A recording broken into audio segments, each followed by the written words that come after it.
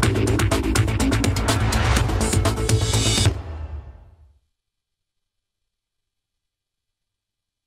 Nigerian National Petroleum Corporation and other companies in the oil and gas sector are yet to remit a total revenue of $22.06 billion to the Federation account.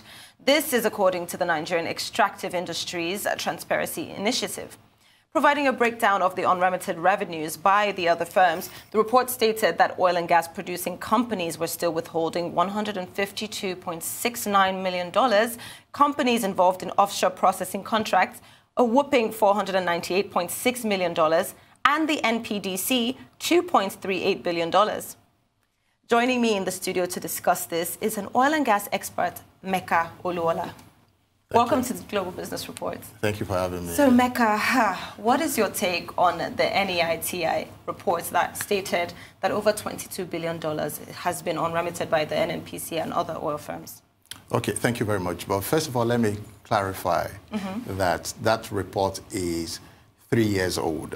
Wow. Yeah, so even though it made headlines, and front page headlines today, but NITI has come out. I mean, I spoke to NITI, the Director of Communications, about an hour ago, because they are partners in one of the subsidiaries that I superintend CSIR in action.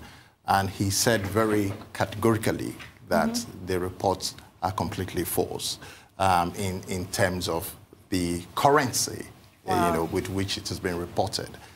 It was 3 years ago. If you look at the NITI report, which we analyzed, a year ago, it's the same report and the same numbers that have been, put on the front pages today.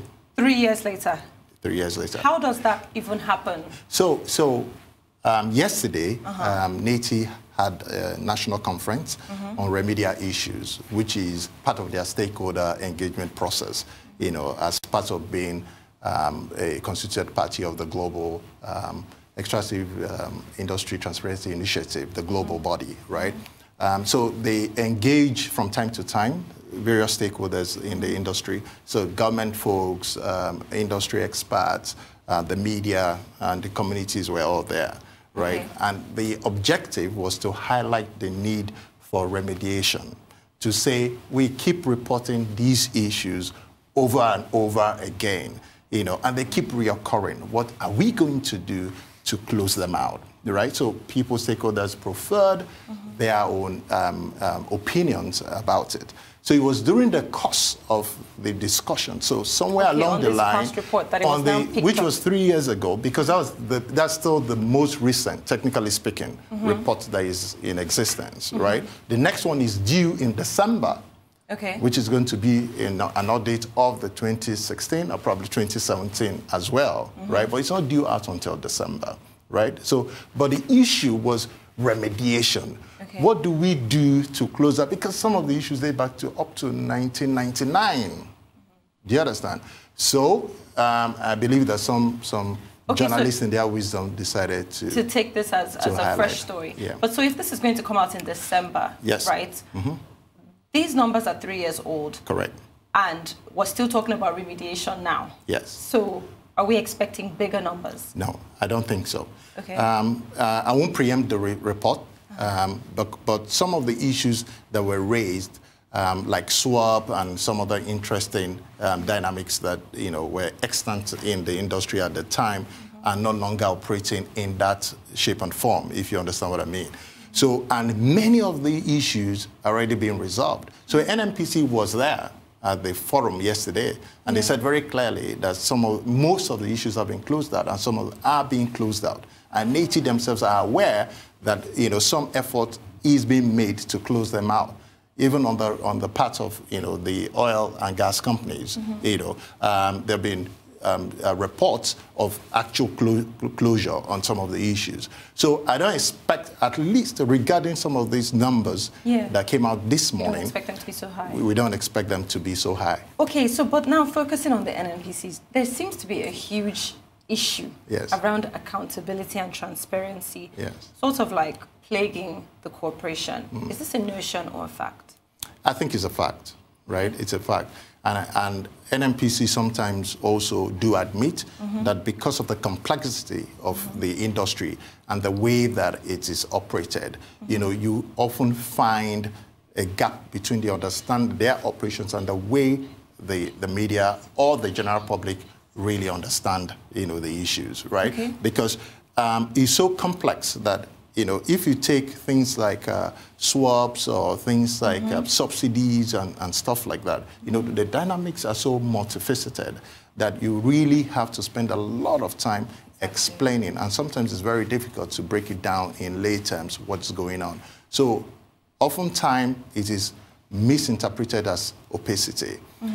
However, having said that, we have always agitated that the industry and NNPC as a whole can do a better job of accountability and transparency. And I believe that the PIGB was designed to take care of some of these issues. Because when you unbundle NNPC and you make them, you know, to be accountable to the public, and you run them like private entities, then we'll have... The NNPC is no longer a monopoly. Correct. And then we'll have the right to then place a stronger demand on disclosure on the NNPC. Okay, so, but how can we now properly handle these issues of reconciliation and compliance, which has obviously been a nagging issue, as you've seen in so many reports over the years? Yes. So the problem is fundamental. So NITI, which is saddled with the responsibility of highlighting some of these non-compliance issues, doesn't have the legal authority to say, for example, prosecute errant companies.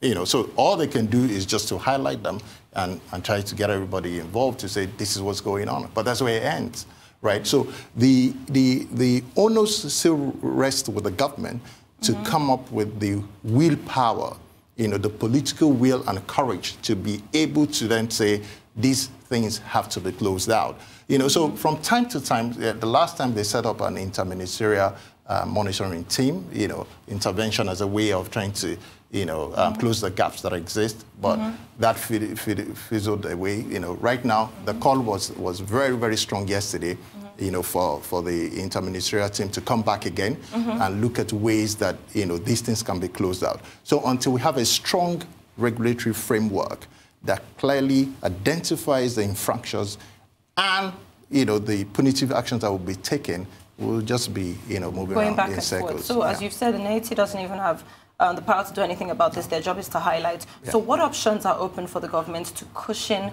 the possible results of this looming crisis now? Yeah, so the way it works is that government will need to come in and say, this is what will happen when these things don't go according to the books.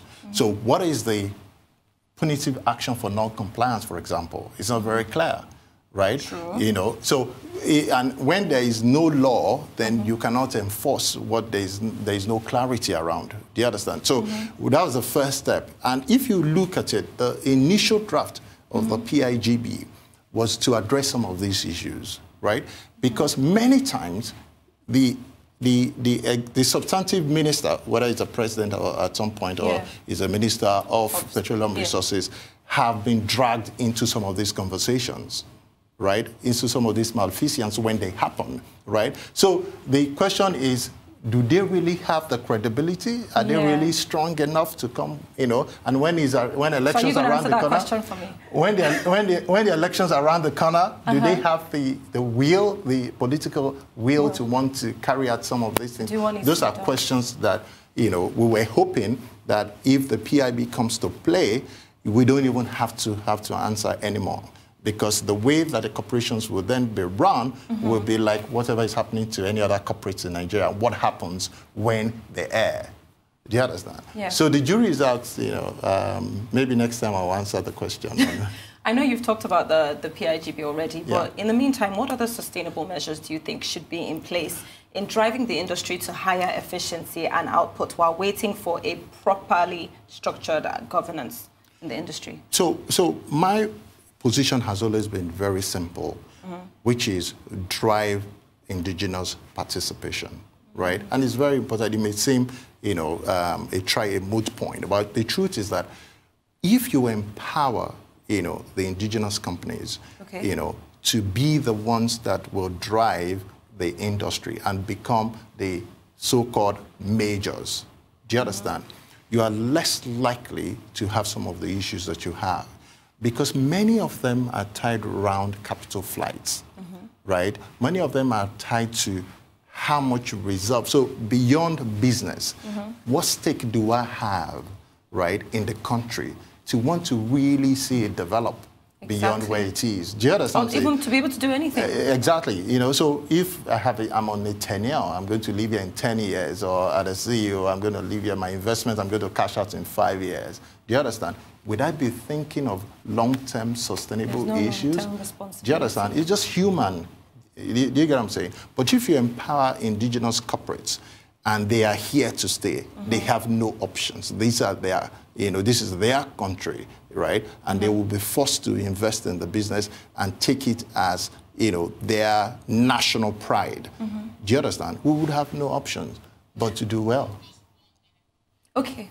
Well, some important stakeholders like PTAN recently lamented about the unprecedented drop in oil exploration, noting that most of the increase in oil production had come from existing fields. Now, as only limited exploration wells have been drilled in recent years, what could be the implication of this on the industry and Nigeria as a whole? So we're already seeing it, we're already seeing the impact, because when you don't drill, you don't have enough, as much oil to export. So besides the militancy that is going on in the Niger Delta and some of the restive issues that we've had, in a couple of years, we will realize that, we've run out of, the product. The production will not meet the demands of the market, do you understand, anymore. For now, with the caps that OPEC has put in place and the issues that we're having in Niger Delta, we are barely just, producing enough to make the demand. So we have the capacity to do 2.5, that's the truth, 2.5 million barrels a day. We hover between 1.4 to 1.8 million barrels a day, depending on the mood of the Niger Delta and who you are asking. But the truth is that, it's high time we started to come up with deliberate planning and measures and strategies to make sure that we're able in the next decade or so, to be able to maintain the production at the levels that we are. Oil prices are around, $70, per barrel now, okay? So we are hoping it will be maintained. Russia has said they're going to continue to, maintain output. So it went down this week slightly, but when the Iranian sanctions kick in next week, we are hoping that it will be maintained. And OPEC has said very clearly, when they meet in December, they are likely to keep, output the way it is, which means that we're going to see the dollars per barrel at about 70 for a long time, which is very good for Nigeria. So it's high time we sat down and said, how are we going to be optimal with production so that we can continue to enjoy, the high oil prices? Meka, thank you so much for joining me to discuss this today. I've been talking to oil and gas expert Meka Olowola.